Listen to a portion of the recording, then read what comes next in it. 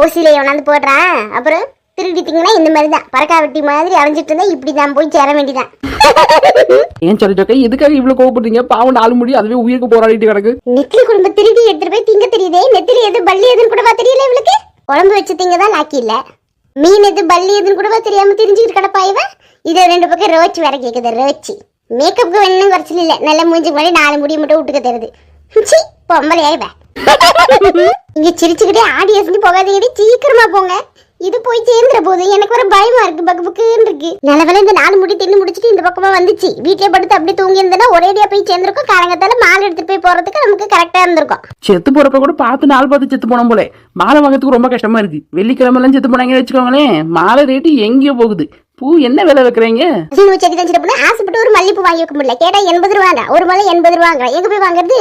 ஏன் சின்ன பொண்ணு இது மட்டும் தான் தின்னுச்சா இல்ல அவங்க வீட்டுக்காரு புள்ளதான் தின்னுச்சான்னு தெரியலையே சின்ன பொண்ணு. ஏக்கா நான் ஃபோன் பண்ணி கேட்டுட்டேன். அவங்களாம் சாப்பிடல.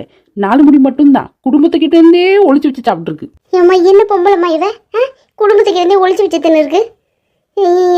இது என்னதான் எந்த ரகத்துல சேர்க்கறதுனே தெரியலையாம்மா இந்த பொம்பளைய. அவரு நேரம் ஆஸ்பத்திரிக்கு வந்துருவாரு சின்ன பொண்ணு. அக்கா அவர் வந்துருவாரு.